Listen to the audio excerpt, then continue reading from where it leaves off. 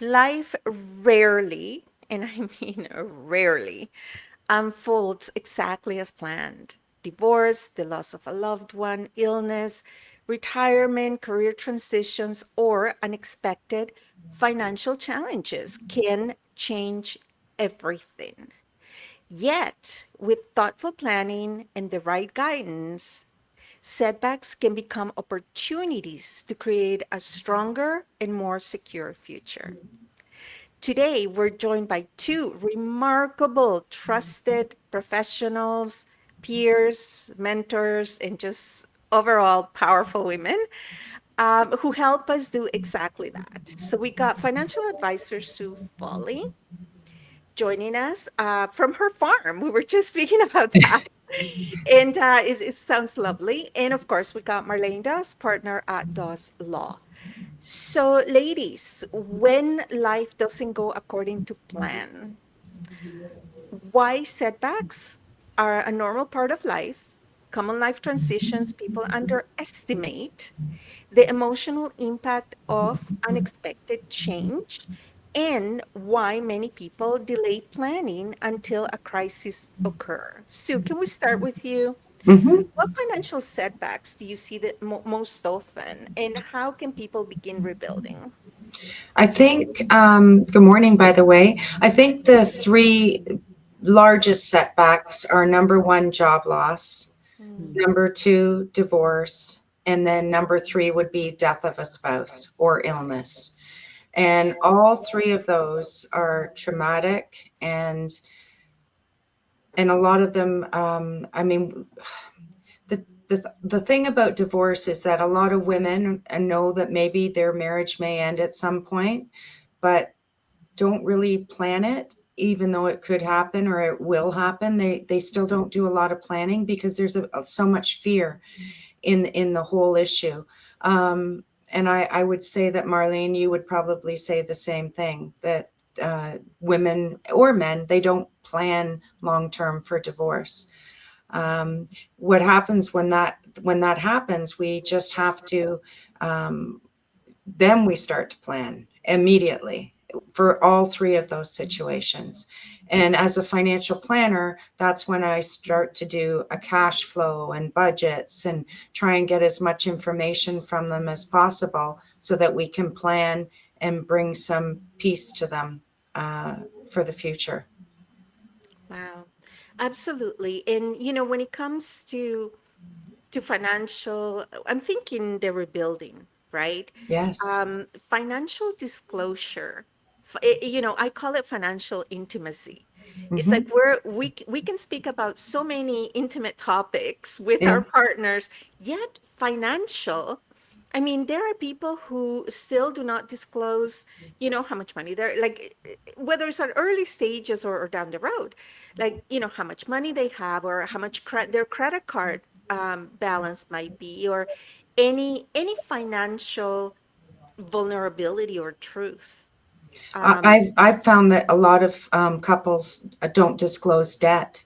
So, mm, young couples getting married or even older couples that have been married for a long time. I've had clients who, when they find out after their spouse has passed or they're ill, like they've got a mortgage they didn't know they had, or this huge line of credit, or, there's so many things. Or when, like dementia and Alzheimer's is huge now. That could be put into the maybe number three category before a death of a spouse, because before a person's actually um, told that they have full blown Alzheimer's, sometimes their behavior and their actions can destroy a financial picture of a couple without them even knowing. And that's happened before in my clientele. So absolutely. And Marlene, what are the circumstances that you see most often in the estate planning and really legacy preparation? It is very similar. So I think, divorce, changes in capacity are huge triggers. They're often unexpected. Um, and to add to what Sue was saying, I think cancer is another thing that's been coming up a lot more lately and just shaking the foundations of families, and they are forced to react, put plans in place that maybe they thought about doing in previously, but just never got around to it. So I think cancer has been a difficult thing for people to deal with, along with the changes in relationships. Like I feel like when people are in relationships, they don't really think about one day the other person not being there or not being capable of doing whatever it is that they usually do. And so they don't have those conversations that you are speaking about right now. And sometimes it's just simply because they're just used to one of the people, one of the partners or spouses or whatever the individuals are taking the lead financially and paying the bills, and the other one often has no understanding of what's going on, especially if somebody is a business owner as well. They often have no clue what's going on with the business Mm-hmm. until With they the have business, that's a big one. When yeah, entrepreneurship is at play, and maybe you're incurring debt for the business, that is easier, I don't want to say to hide, but there's a greater separation from what the spouse can see, right? Because your credit card statements or your bank balances, there's a certain amount of visibility, Mm-hmm. but anything incurred on a business side, that mhm, is definitely a huge concern. I can see that. Mm-hmm. In my experience, just championing women, for goodness, over 10 years now, um, I find that a lot of these conversations, the tough conversations, sometimes women are reluctant to have because they think they're going to be a deal breaker You in mean in a relationship in a if they're starting relationship. out? Yes, if they're Yes. starting Well, out, and I. starting out, or when things take a turn for the bad, Mm-hmm. right? That there's going to be some kind of deal breaker. And the reality is that they're going to be a deal breaker no matter that what, whether it's at the beginning or at the end, right? Anything financial um is really bigger Yeah. Well, it's one of the than we major causes realize. of divorce and stress yeah, in a marriage is financial. So going back to what you were saying, Marlene, about cancer, and it is like when people are sick, it doesn't matter even if you're dealing with elderly parents or whatever. But for cancer in particular, one of the things that in our company, critical illness insurance, if people yeah. get it when they're younger, like I'm talking in 20s and 30s, if people purchase that. So I've had so many people collect on critical illness, like lump sums of money. So if you get one of, and I'm just going to do a generalization, could some depends on the company, but if you get one out of 18 or one out of 25 different illnesses, you get paid out a lump sum, and it's so incredibly powerful if you get diagnosed with breast cancer or something, and then all of a sudden you get a payout of 100,000. Mhm. And a friend of mine in the business years ago, she got ill with cancer, and she got paid out like almost $300,000. And she said it took her over 2.5 years because they had problems. She had to go to radiation. She said even the fact you're going to radiation all the time and all your doctor's appointments, no one understands until you go through it. So Yeah, having a lump sum of money given to you at the time of a diagnosis is unbelievable. And then the other neat thing about critical illness, it's very hard to get. Like I have it, and but I was like, I thought I won a lottery when I got accepted, because it's like, God, I must be in perfect health. I mean, I got it when I was in my 40s, but the other neat thing that they've incorporated with it, because it's it's another thing to pay, but they put an option in where you get all your money back. So for me right now, I can literally cash in my critical illness and have a tax, they return all my premiums. It's called return a premium. I have over $85,000 right now Oh, that I wow. can cash in my critical illness, and that's a lump sum of cash for my retirement. So that really helps. But unfortunately, like Marlene says, they're coming to her when they've been diagnosed and maybe haven't done the planning. But Mhm. there are things to do that women can do ahead of time Mhm. before they get sick. The part that is, and I know these are obvious things, but they're not, No, is no, that they're these, not. these Yeah. are difficult conversations, Mm-hmm. difficult topics, and having them or living through under emotional upheaval. Mm-hmm. Like, Yeah, imagine trying to do like complex math while, under like under a heavy emotional state, right? How can you make cognitive sound decisions in Yeah. the middle of the storm? Yeah. Well, women too take on the burden in divorce, and when their families are sick, this is probably not going to be a surprise to anyone, but they care more about their family. So they put that on their shoulders too. They care more about what's going to happen with their kids, what's going to happen to their other parent when the other one dies, or, full blown also. They put more pressure on themselves. So anything that can take the pressure off them to plan for ahead of time is the best way. And Marlene, Marlene, you we probably see that too. we yeah, had a brilliant conversation with Keith, who's also he specializes more on the men's mental health Yeah. within our group, right? Yeah. We're blessed to have men mentor experts, Yeah. and he was saying that usually men do not initiate getting their estate planning and will correct. all set up. Very, So if very it is correct. so Yeah. if it is the woman that's under siege, like going through the difficult circumstances, and men are generally not the ones taking care of these, what can women do? Like what what can be done based on that setback? Marlene, what are your thoughts? Marlene, this I one's for mean, you. We're I leaving the know. hard questions for I you. think I think we just need to not wait for them. Uh, Okay. They're usually willing to follow, is what I find, and to put what's in place once they understand the why and who it's going to protect and stuff. They just don't want to take the initial steps. So as long as somebody leads the charge and gets in touch with the professionals that can help, usually we get it to execution, and if not, having one party at least deal with their piece, especially since we know that women typically live longer. Yeah, we outlive men. We outlive them, assuming that they're in in a relationship with men. But regardless, if only one person is willing to do it, then at least that person should put something in place. Yeah. And I find that sometimes just getting the conversation started and getting the other person to have a conversation with the other person, then they're less intimidated by the process.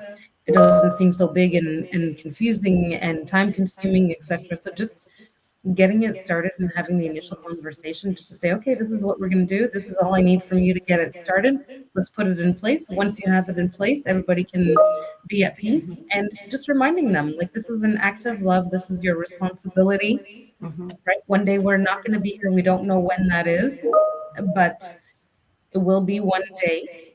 And what kind of a legacy do you want to leave behind? Like, you say that you love your family members, your children, your spouse, your partner, whoever it is, Hmm. but you're neglecting something huge. Yeah. And Yeah, yeah. you need to This is like understand, telling your kids, I love you, but feeding them junk, yes, right? It's I, the same. yeah. It's like, it's contradictory, right? Like, I yeah, love you, but I'm not keeping up on your homework, or I'm Yeah. not, but is I'm not willing to do what's needed Hmm. willing to to do make the sure everything's hard good. stuff, Hmm. Yeah, right? Be the adult in the room. Yeah. correct, Absolutely, absolutely. correct. And Sue, you and I are starting to build a lot of data, and I know the two of you will be part of the study that we are doing, updating the study Hmm. on the status of women.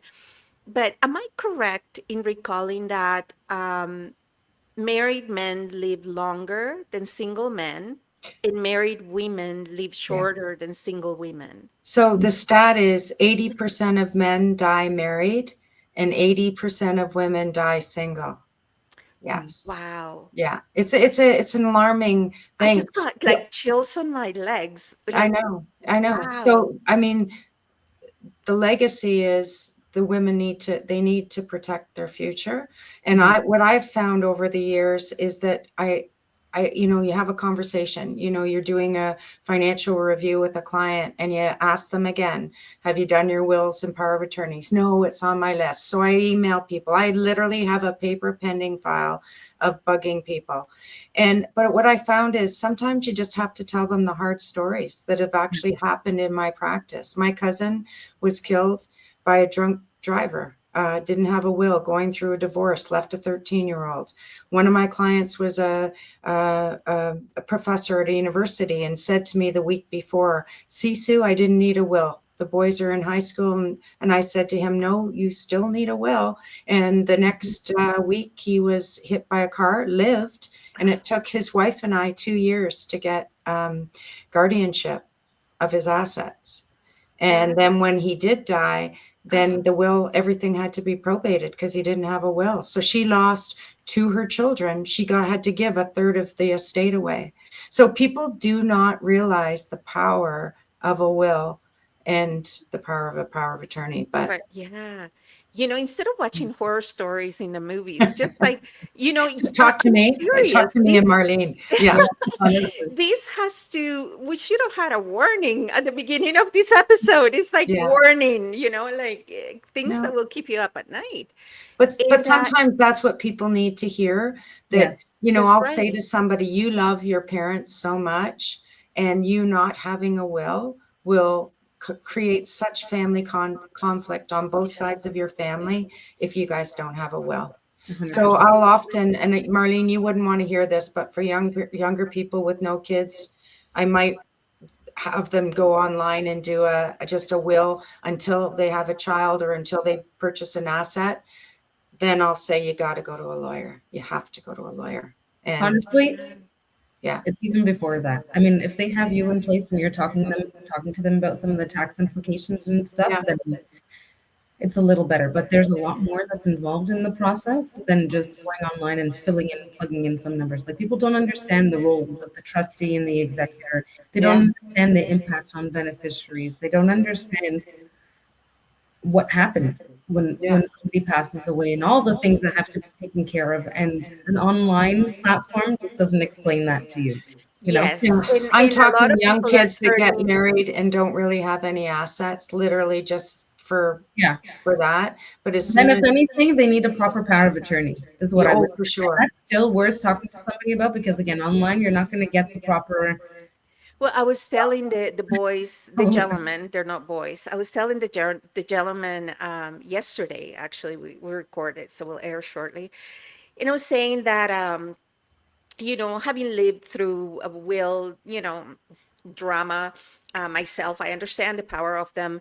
But the one that terrifies me is the power of attorney, is if 100%. somebody making decisions for me while I'm still alive and I may come back. You know what Yeah, I mean? Like yeah, if I'm incapacitated in a coma for a couple of days or whatever, any decision they make and I come back and recover, I'm living with those decisions they have yeah, made. yeah. Well, You could uh, do a whole segment on power of attorney Yes. horror stores I mean, stories. so you just mentioned it. Like without it, you have to do a guardianship application Yeah, that is yes. that's a court process yeah. that Took takes two a Sorry, lot I'm of years. not laughing at the seriousness. I'm laughing time. at we need to start a series on horror stories. My Yeah. goodness. If that's what it takes for people to get something done, then because it's real life. I mean, And there's sadly, things within your control. This is the part that is just like mind blowing. Is that yeah, these are relatively simple things to set in place to yeah, stop like horrendous things from happening, worse than the tragedy of anybody losing you or anybody, yeah. or whatever financial setback or whatever, any setback you're going through. Yes. So let's talk about, yes, I know that part is so important and we're gonna come back and do more of these for sure. I want to talk about the bouncing back, right? The setbacks that are not death. Hmm. The setbacks that you know, they're double hinged, right? Like not only is the setback, but when in your life they occur. Like if you have a bankruptcy in your 20s for whatever reason, right? If you have a bankruptcy in your 20s, well, you got time, right? You got a bankruptcy in your 60s or 70s. Yeah. Well, That's Yeah. what do we do, right? yeah. Let's talk about that, Sue. The importance of your story. This is not a blanket story for the world, right? This is your particular context when it comes to bouncing back, let's say financially, to start. Well, are you talking about myself personally or what I say No, to just in women when what they've you see in your, not yours. um You're so, so well, sweet. it's No, both, what but you see. the I think the most important thing when somebody comes to me or gets in touch with me and tells me what's happened, it's so important that for starters, we have to have all the documentation. So let's say it's a divorce we're talking about. I need to have everything. We need to go through everything. We need to talk about future, what they want to see happen. I mean, it's an emotional roller coaster for starters. Mhm. And we just talked about how the whole family, kids and everything sitting on their shoulders. It's about a change in everything in their lives, everything that they expected. But the worst thing is, they call, if it's after, a lot of divorces, Marlene, you probably would say this too, happen after the kids have grown up. So maybe you've been married 20 years and now all of a sudden you're closer to retirement. They call those gray divorces. And now you've got to split your assets at a time when you're supposed to be accumulating the most amount of money. Yeah. I mean, every situation's different because some women get inheritances from their families. Some people get Life debt insurance from their parents, and payouts from are their looking after them parents. as well. So that sandwich generation thing is even worse. Um, like women, it's an opportunity for women after the dust settles and that you can see that they're going to be okay. And we've talked about this before. Really, the most important thing for me is after a woman has split, if they can keep a home or a roof over their head and own it, that to me is the best scenario. Like I really like to empower women to try and keep a roof over their head and own it because it gives them personal financial freedom. They know that's an appreciating asset. It's their largest tax-free asset and it just gives them such comfort. So there's it just every situation is so different for I mean some Yeah. people don't have the ability to keep a home and Mhm. then of course then you have to invest whatever they do have for their future and give them some kind of peace of mind. And is of great divorces, I am aware of that statistic. And in my personal experience, I did get divorced after almost 20 years of marriage. It just happened that I got married at 22 because I thought it was a brilliant idea. So, like I was 40, like early 40s and Yeah, divorced. And I have to tell you, thank like not thank God, like thank God that that unfortunate situation happened when I was relatively younger, yeah, right? Because I cannot imagine going it through it now, right? And I can totally see how, it's maybe a little bit easier because the children are grown up, right? Like yeah. you're not affecting their life that much, although they still get affected. But they but now your setback runway is different.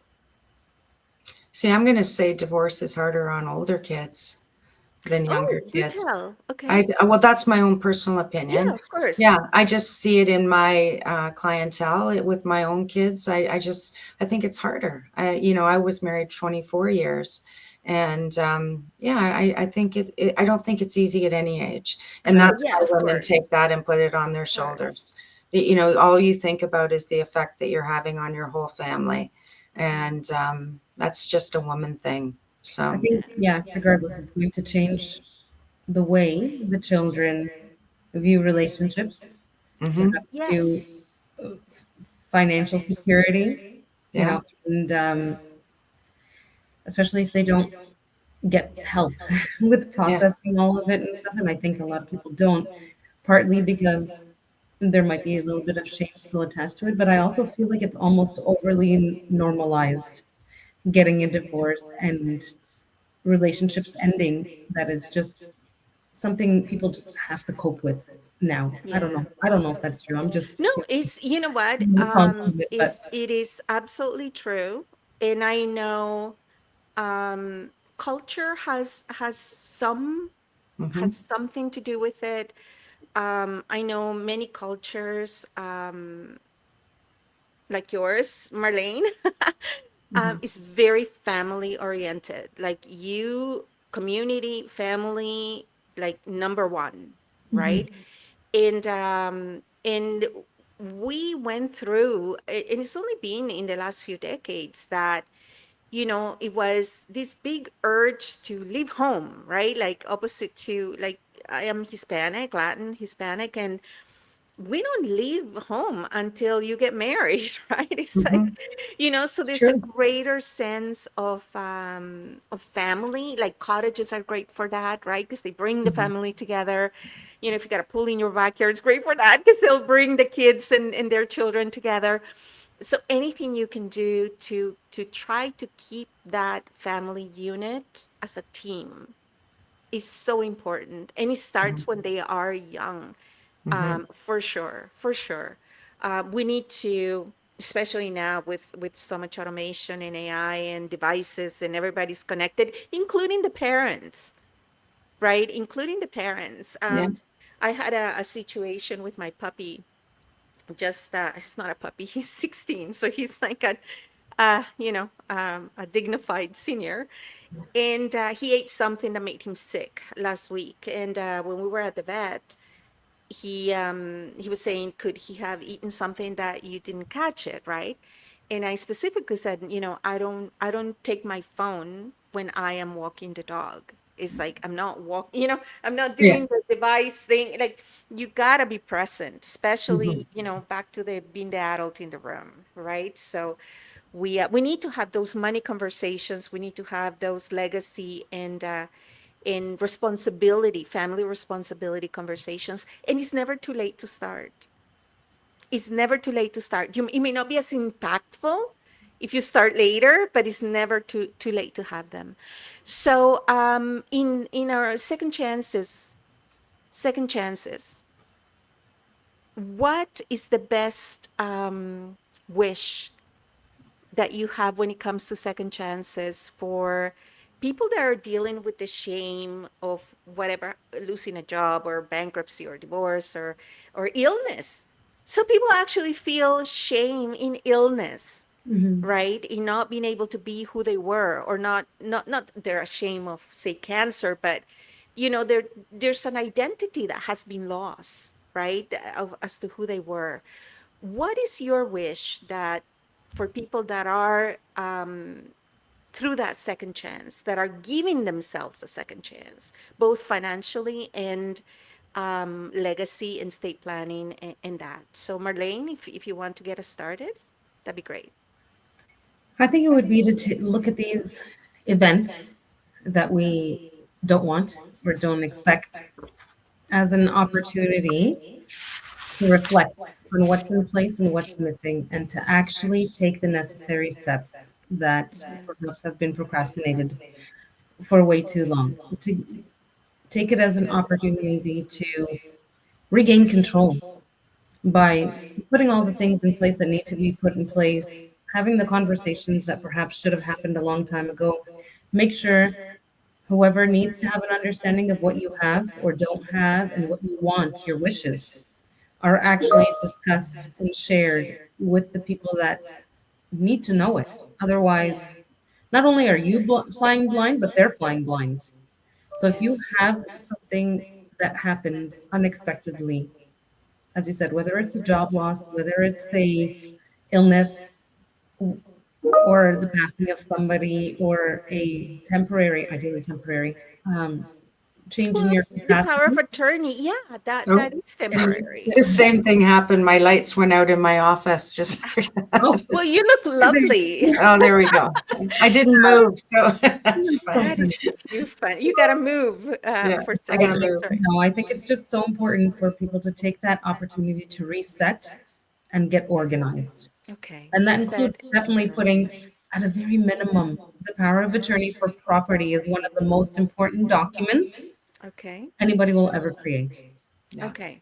I already have ideas in my head of how we're putting a power squad to make it our mission to really champion women's getting their house in order. Like Mhm. this is a must. If there's ever Yeah. altruism, from coming from us, is that. Sue, what is your one wish for Well, I our think I audience? think it's that you can learn from the past. You Mhm. can rediscover who this new person is, whether you've gone through a very horrible illness, divorce, whatever it is, job loss, and that going forward, you have a new opportunity for hobbies, travel, new friends. Like there's so many social aspects about changing your life around, but financially for someone who hasn't put money away, this is an opportunity like where they sit down with a financial planner and they change things and give themselves the power to create a new life. If they've gone through a divorce, obviously number one call is to a lawyer, and the second one should be to a financial planner. Hmm. Mhm.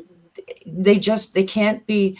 The problem is that some people just get frozen. Hmm. They just don't even know what to do. And if they just start, just like Marlene said, they just have to do it. And once they start the process, then they see by the end that everything's coming together. I mean, I remember when I bought my home after my divorce, my first home, and I did a little spin in the front hall, and I was like, I did it. I did it. It's mine. It's mine. My kids lived with me, but there's power in that. And It's a just new chapter. It's a new yeah, it story. is. And knowing that you're going to be okay and having somebody support you, whether it's your lawyer, your financial planner, your friends, your new community that you're with. I mean, everything changes with those three things. Everything in your life changes, you Brilliant. know? If you have found the messages that we brought to you today just enough to nudge you into action or to nudge you into just doing the next right thing, right? I am thrilled to let you know that both Sue Foley and Marlene Doss are two of our presenters at our upcoming live event, September 12th. So if you're in the GTA North, Richmond Hill, Markham, we're having our event at the All Nations Event Center, and 401, 407, 404. I encourage you to come meet these powerful ladies live, and we're going to have many from roundtables to other summits, and you can count on them. I count on them. I trust them with my life decisions.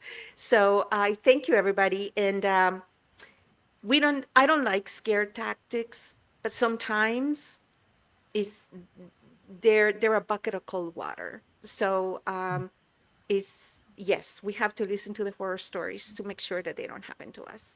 Thank you, Mhm. everybody. Thank you, Thank ladies. you. Thank Until you. next time. Bye bye. Bye. Bye.